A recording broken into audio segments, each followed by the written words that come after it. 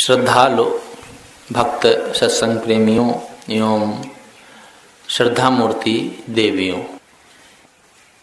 सत्संग जीवन की धुरी है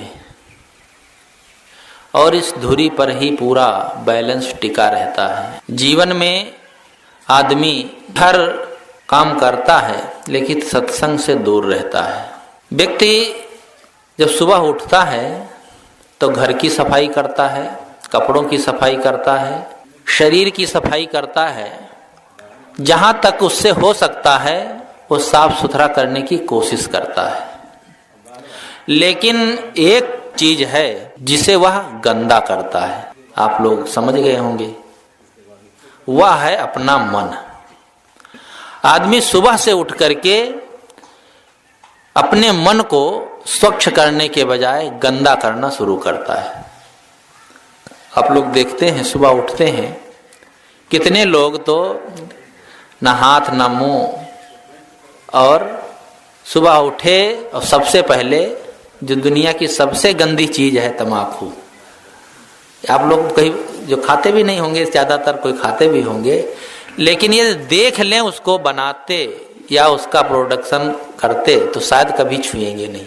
सतना में एक अपने भक्त हैं, वो तंबाकू का व्यापार करते हैं, तो मैंने देखा इतनी गंदगी से बनती है, जहाँ तहाँ पड़ी रहती, उसी पर कुत्ते गाय भैंस घूमते रहते हैं, उन्हीं पत्तियों को सुखाते हैं, पीसते हैं, पता नहीं क्या क्या उसमें केमिकल मिलाते हैं। बहुत गंदी चीज़ों से और गंदी जगहों से वो टट्टी पेशाब की जहाँ जगह हैं वहीं पत्तियाँ पड़ी रहती हैं जिससे उपजाऊ हो। कोई धो करके थोड़े बनता है, बस वैसे ही पीस पास के तैयार करते हैं और सुबह उसे उठ करके आदमी सबसे पहले उसी को मुंह में डालता है। और उठते ही आदमी इस तरह से बोलता है, जोरों जोरों से आवाज करता है कि उसके घर पर यदि कौवा आकर के सुबह बैठ गया हो तो उड़ के भाग जाता है। समझता है कि इस घर के ही लोग कौवा हैं तो हम क्या बैठेंगे। वाणी में ना तो संयम, ना तो व्यवहार में संयम, ना कर्म में संयम, ना खान पान में संयम, पूरा जीवन असंयमित हो जाता है। सुबह उठेंगे, अब बच्चा देर तक मानो सो गया, जवानी है, गाली देना शुरू कर देंगे। जिस बच्चे को, जिस आदमी को आप गाली दे करके कटु कह करके उठाएंगे उसका मन कैसा होगा और फिर आपका मन कैसा होगा। प्रातः उठ करके जब अपने मन में हम स्वयं पहले ही विष भर लिए तो वह पूरा दिन कैसा होगा आप सोच सकते हैं। सुबह उठ करके पहली बात तो तेज आवाज में कुछ बातचीत नहीं करना चाहिए, कोई व्यवहार हो धीमी आवाज में, और जिस चीज से मन में विषाद हो, दूसरे को उलझन हो या व्यवहार बिगड़ने वाला हो, वह बिल्कुल नहीं कहना चाहिए। मन को गंदा करना लोग सुबह से शुरू करते हैं, और जो सुबह जिसकी गंदगी से शुरू होगी उसका पूरा दिन गंदा ही रहेगा। इसलिए हम प्रातः से ही अपने मन को साफ करना शुरू करें।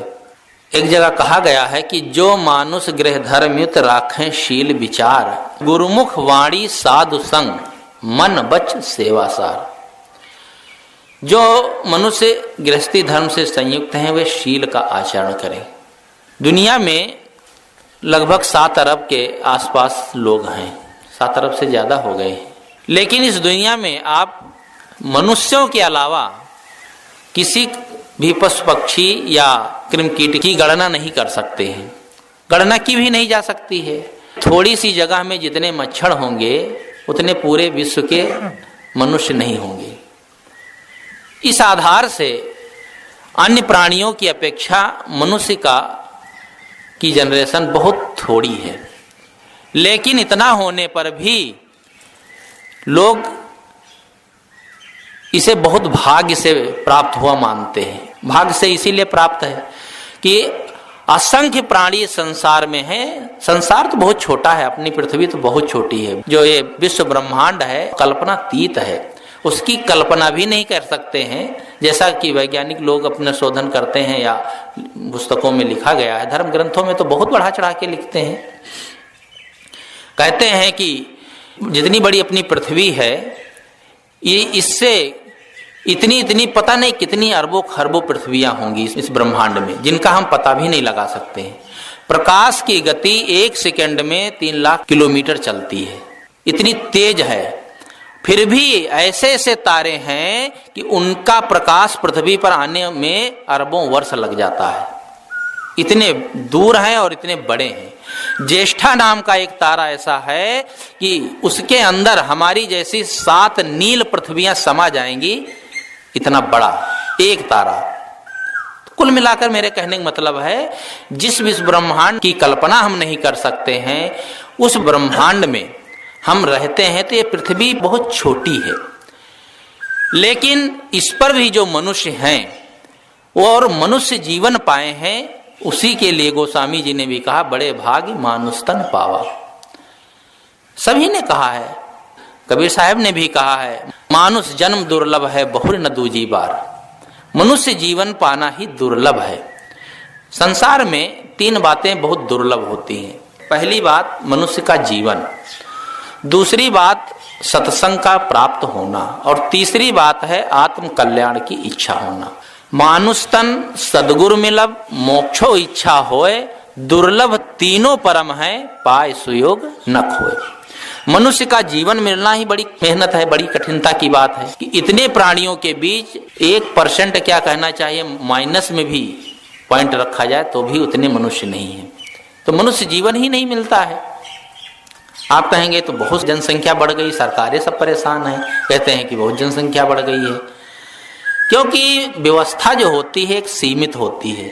सीमित व्यवस्था में लगता है कि बहुत जनसंख्या मनुष्यों की हो गई है, लेकिन इस असीमित प्राणियों के बीच में मनुष्य की जनसंख्या बहुत थोड़ी है। इसलिए मनुष्य का जो शरीर पाया वो समझ लो बहुत भाग्य है।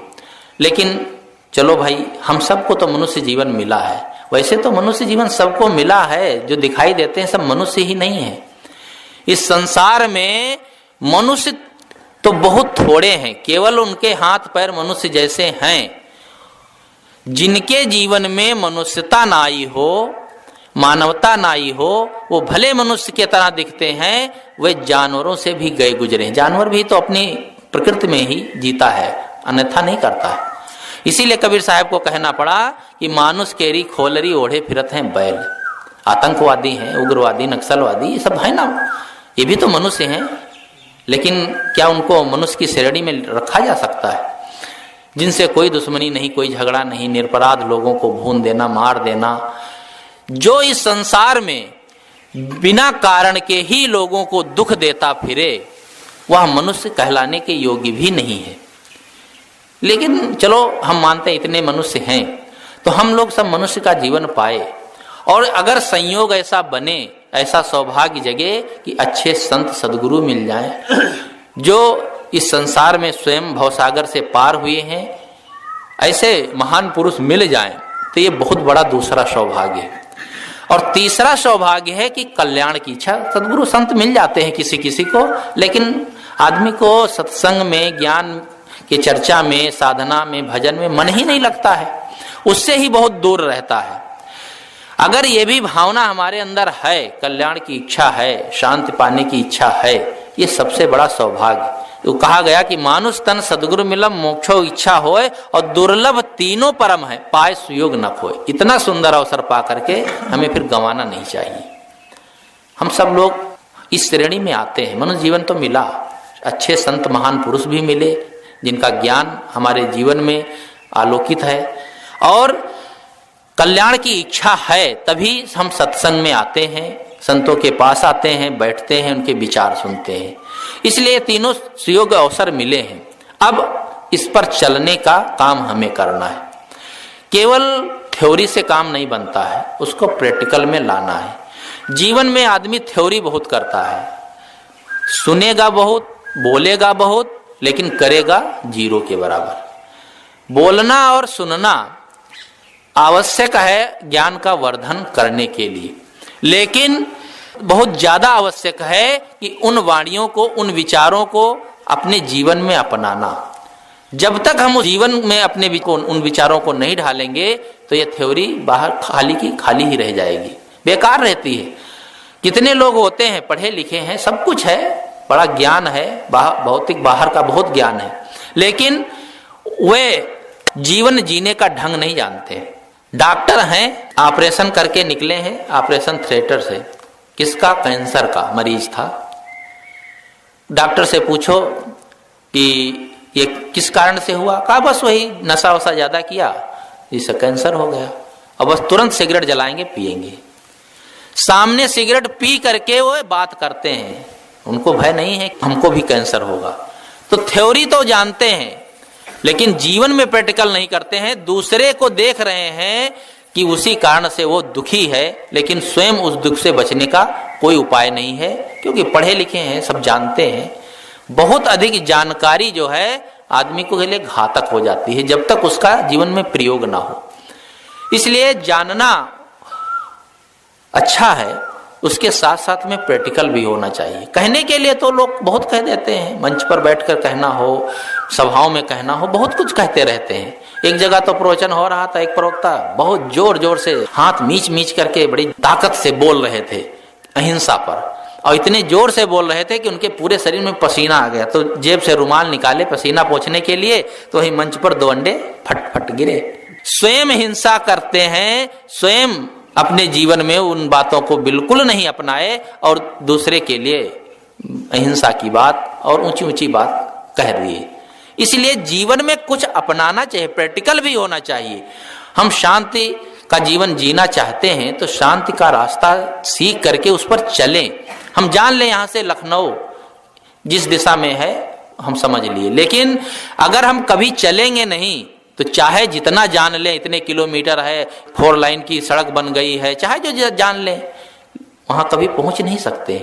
हाँ, अगर चल दें, पैदल ही चल दें तो 1 दिन में नहीं, 2 दिन में नहीं, 4-6 दिन में तो पहुंच जाएंगे।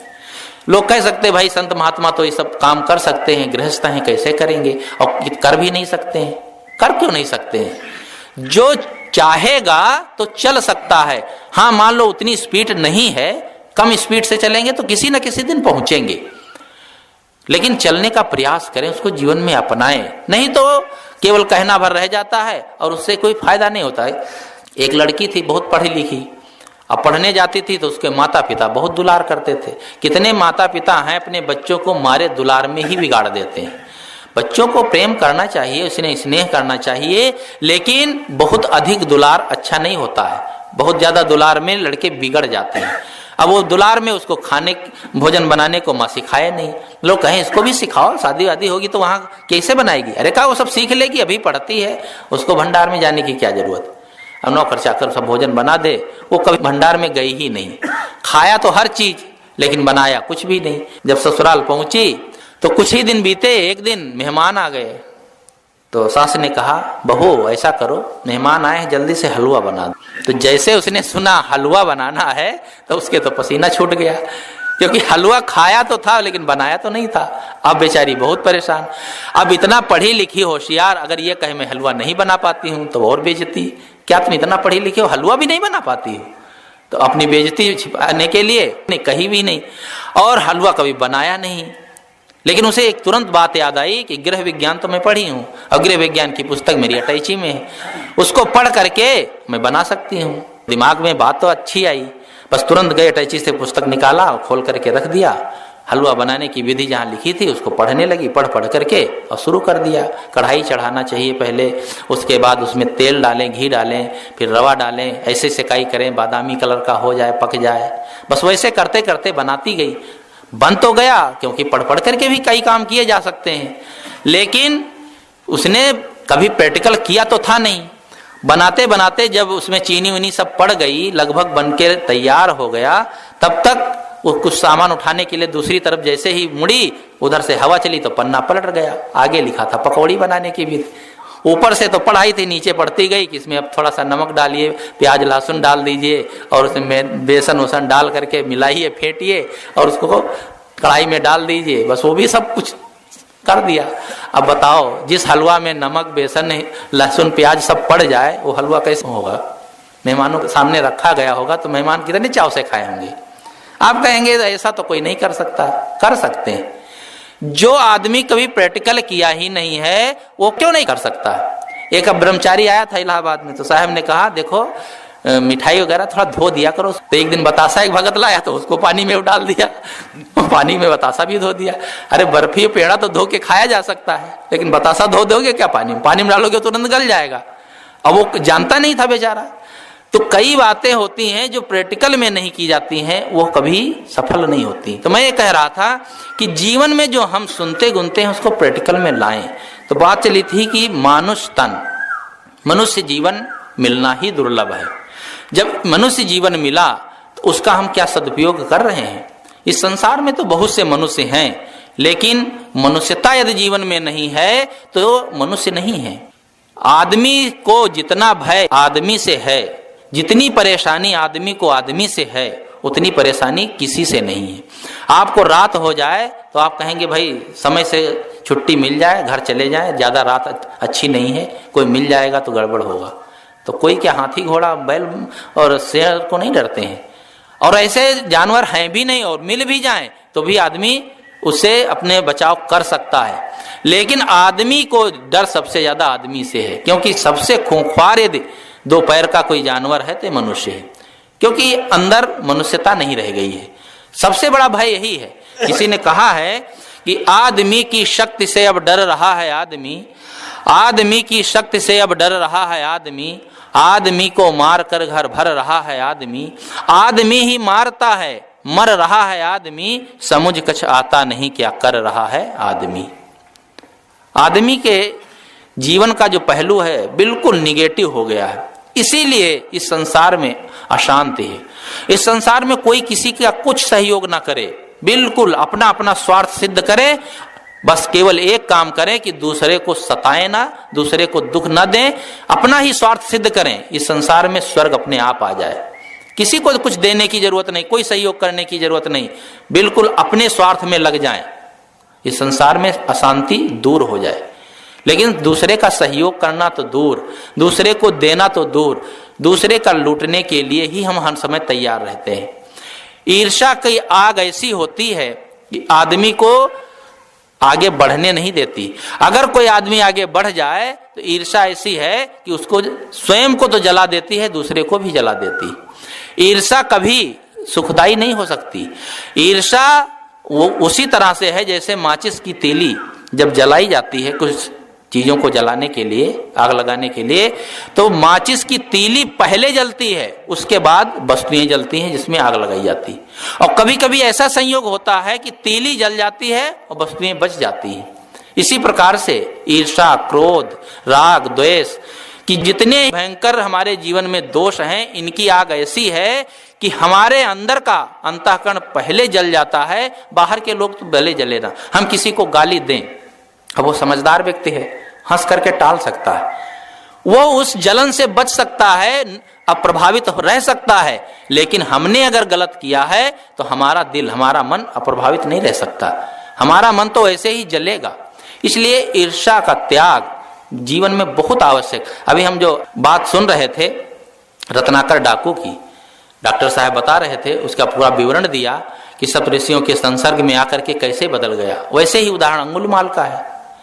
अंगुलमाल भी भगवान बुद्ध के जब संसर्ग में आया कैसे बदल गया। अब उसके बारे में भी जैसा कि लिखा गया है कि वो पहले डाकू नहीं, जन्म से कोई डाकू नहीं होता है। उसका नाम पहले अहिंसक था। जहां वो पढ़ता था तक्षशिला में, तो बहुत मेधावी, बहुत तेज बुद्धि, कुशाग्र बुद्धि का बालक था। तो उसके जो साथी थे उससे ईर्ष्या करने लगे, और ऐसी उनकी ईर्ष्या हो गई कि उसको किसी न किसी प्रकार से उस स्कूल से निकाल दिया जाए या इसको बेइज्जती की जाए। यह फेर में पड़ गए। तो उन्होंने 3 गुट बनाए, 2-4 लड़कों का एक गुट, 2-4 लड़कों का दूसरा गुट, ऐसे करके एक गुट गया और अपने गुरुजी से कहता है कि गुरुजी जो अहिंसक है ना, ये बहुत दुष्ट प्रकृति का लड़का है, आप उसके बारे में जानते नहीं है। तो गुरुजी ने कहा क्या बात करते हो, इतना मेधावी, इतना सुशील लड़का और उसके बारे में ऐसा करते हो। जब डांटा तो कहा आप क्या जाने, वो जो गुरु माँ है ना, उनको गलत नजर से देखता है, उनसे गलत संबंध है, आप नहीं जानते। बहुत डांटा गुरु ने, कहा है तुम लोग ईर्ष्या करते हो, बालक को तुम कह रहे हो कि ऐसा है, डांट दिया। फिर वो गुट चला गया। फिर 2-4 लड़के दूसरे दिन पहुंचे, कहा गुरु जी आप कभी कोई घटना सुने नहीं, देखे नहीं, या आपको नहीं समझ में आई? तो कहा क्या? तो फिर उन लोगों ने भी वही बात कही। तब गुरु महाराज को लगा भाई वे लोग कह रहे थे, ये लोग भी कह रहे हैं। फिर तीसरे दिन 3-4 अलग के लोग, तीसरे गुट के लोग पहुंच गए। फिर उन्होंने कान भरा। मन में हो गया कि लगता है कि ये बात सही होगी। जब कई बार फूंका जाए ना तो गीला भी जल जाता है। बस उनके मन में ऐसा विद्वेष हुआ कि इसको जो है किसी तरह से यहाँ से निकाला जाए। और कहते हैं जैसे कहानी में लिखा गया कि उन्होंने गुरु दक्षिणा में कहा 1000 आदमियों को तुम्हें मारना है, यही गुरु दक्षिणा देना है। अब वो किस तरह से राजी हो गए ऐसे कुकृत करने के लिए। कई होता है ना, बहुत ज्यादा अति श्रद्धा अंधश्रद्धा में बदल जाती है। अब एकलव्य का अंगूठा कहते हैं जैसे कहानी में लिखा गया, उसमें सच्चाई क्या है पता नहीं है, उसकी बात नहीं मैं करता हूँ। अंगूठा गुरु महाराज ने मांग लिया द्रोणाचार्य ने, और उन्होंने काट के दे दिया। ये तो उनकी सत्यनिष्ठा तो मानी जाती है, लेकिन कैसे वो गुरु होंगे जो अपने निकलते हुए शिष्य को पछाड़ने का काम करते हैं, उन्हें गिराने का काम करते हैं? उनमें कैसा गुरुत्व होगा? ये तो बात समझ में भी नहीं आती। फिर वह अहिंसक अंगुलिमाल बना। अंगुलिमाल का आदमियों को मारता था, गिनना भूल गया तो सोचा उंगली काट काट के रखें। फिर उंगलियों को माला में बांध रख लेता था गिनने के लिए कि 1000 मारना है, तो इसीलिए उसका नाम अंगुली काट लेता था तो अंगुलिमाल पड़ गया। पहले उसका नाम अहिंसक था। तो कहानी मैंने इसलिए आप लोगों के समक्ष रखी कि इतना सुशील सभ्य लड़का भी जब ईर्षा के आग में पड़ा तो झुलस के रह गया। और उसके बाद में संस्कार जो होते हैं मिटते नहीं है। वे संस्कार ऐसा प्रदीप्त हुए कि जब भगवान बुद्ध के संसर्ग में आया तो ऐसा वो अहिंसक से ही महान अहिंसक हो गया भिक्षु। लोगों ने बहुत कष्ट दिया लेकिन उसकी कोई प्रतिक्रिया नहीं हुई। संस्कार तो होते हैं व्यक्ति के, जब आग हो और राख पड़ जाए, राख को हटा दिया जाए तो आग प्रदीप्त हो जाती है। तो जीवन में हमारे सबसे बड़ा महत्व है इस मनुष्य जीवन का। मैं ये कह रहा था कि मनुष्य जीवन पा करके व्यर्थ न गाएं। पाए मनुष्य तन वृथा न खो, दुख से छोड़ गले। अपने गला को दुख से छुड़ा ले।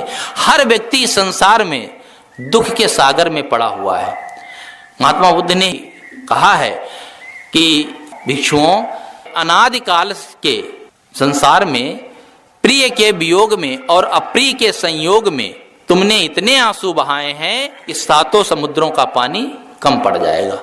अतिशयोक्त नहीं है, ये वास्तविकता है। अनादिकाल से हम तो रोते ही तो आज चले आए हैं।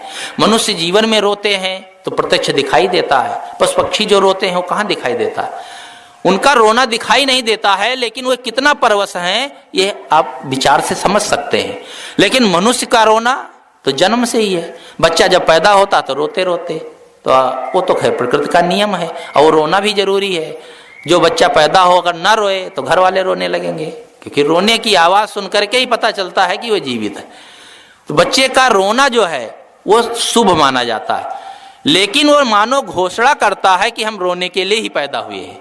बड़ा हुआ तो रोना, पढ़ाई लिखाई में रोना, कहीं बड़ा हुआ नौकरी नहीं मिल रही तो रोना, शादी हुई तो रोना, नहीं हुई तो रोना, हो गई तो बीबी से परेशान है तो रोना, अब उसके मन के अनुकूल नहीं तो रोना, धन मन के मुताबिक नहीं तो रोना। मतलब जीवन भर रोना रोना ही रहता है। यह कोई बात नहीं है कि अमुक कारण से ही रोना होता है। उसी के कारण आदमी रोता है और वह चीज ना होने पर उसके वियोग में भी रोता है। एक आदमी की शादी होनी थी जिस लड़की से, वो लड़की की शादी दूसरे के साथ हो गई। वो लड़का बहुत परेशान हुआ और उसने कहा मैं जहर खा लूंगा या मर जाऊंगा कूद करके नदी में। वो चला गया मरने के लिए।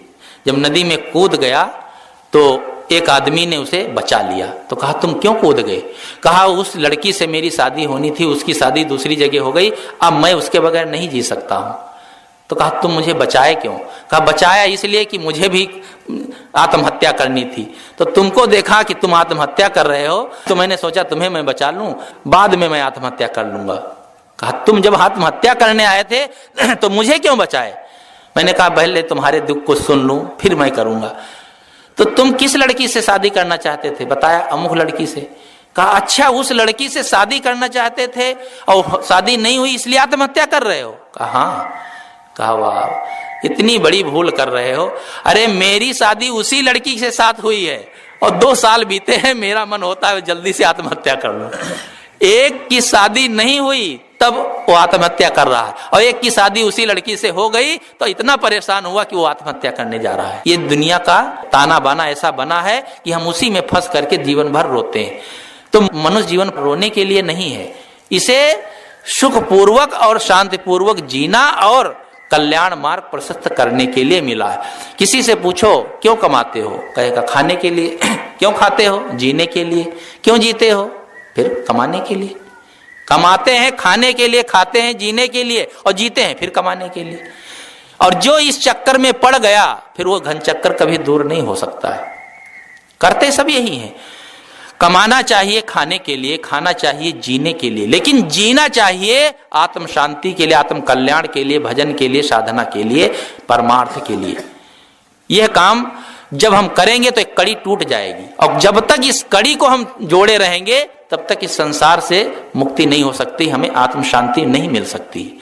मुक्ति चाहते हैं तो वो कड़ी को हम तोड़ दें, और जब कड़ी ये टूट जाएगी, आत्म शांति की ओर हम चल देंगे तो फिर इस संसार में भटकना नहीं पड़ेगा। तो मनुष्य जीवन का महत्व हम समझें, इसे बेकार न गंवाएं। सांसारिकता में केवल धन धन धन तो केवल तन गुजर के वास्ते है, पर विचारो शांति के क्या रास्ते हैं। शांति का रास्ता दूसरा है, हम शांति का रास्ता खोजते हैं कहीं और। आदमी सुख खोजता है, लेकिन सुख खोजता है 2 जगह, प्राणी और पदार्थों में। सुख का माध्यम, सुख का स्रोत जहां है किसी को पता नहीं है। सुख का स्रोत कहां है? 2 प्रकार का स्रोत होता है, एक आत्मिक स्रोत और एक होता है व्यवहारिक। व्यवहारिक जो स्रोत है वो सद्गुणों के अंदर है। सदगुरु विशाल देव एक महापुरुष हुए हैं, उन्होंने कहा है कि सत्य क्षमा निष्कामता निर्छलता निर्माण और नित्य हितैषी मोह तज सद विवेक सुख खान।